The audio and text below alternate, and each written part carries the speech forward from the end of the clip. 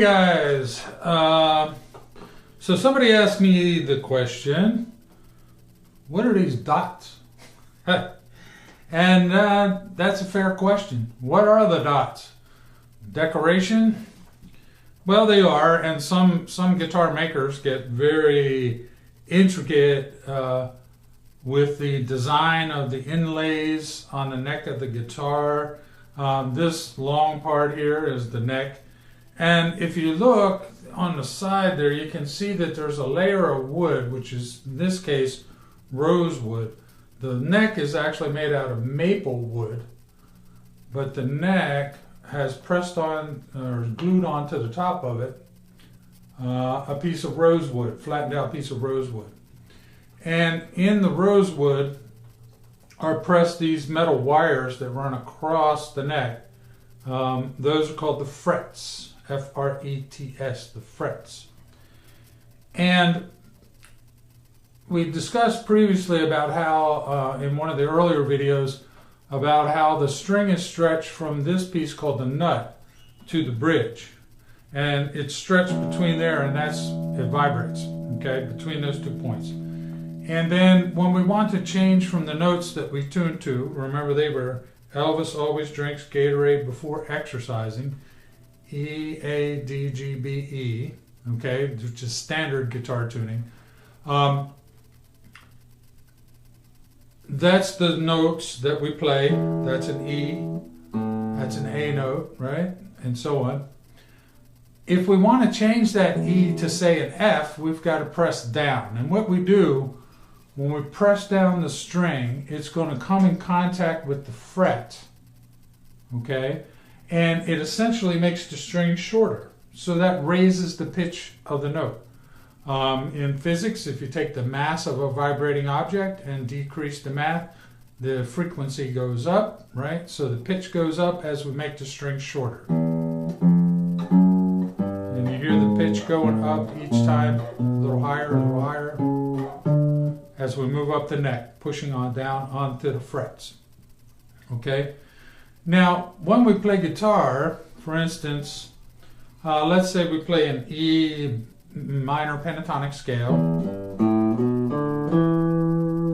Okay, so we can play that in many, many different places around the neck.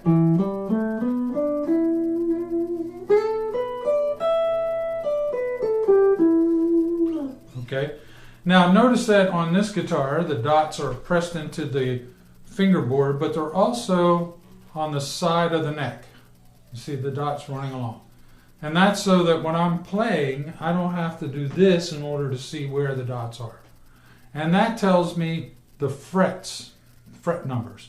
So the fret, the nut, you could consider fret 0. And then this is 1, 2, 3, 4, 5, etc. up to 12. Here everything repeats because there are 12 notes in the chromatic scale. And I'm going to do another video on that and explain the chromatic scale. And I was also asked a question about sharps and flats. What do those things mean? So I'll explain that as well in that video on the chromatic scale. It'll make more sense then.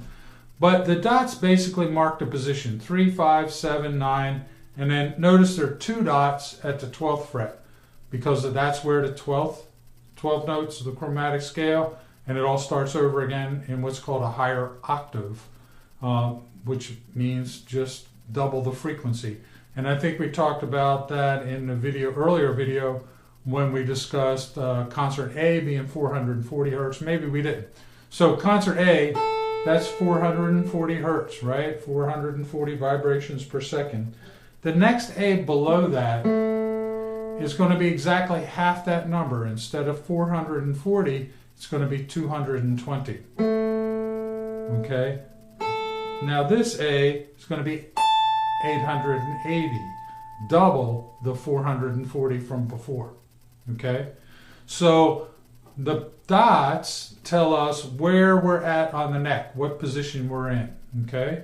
And I'll cover, in another video, I'll cover the chromatic scale and how to figure out where the notes are on the neck.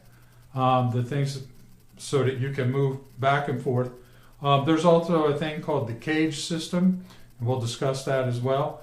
which are just ways for us to be able to move around the neck and find the notes that we're really looking for. Okay, so there you have it, guys. That's what the dots on the neck are for. Feel free to leave any comments in the comment section below.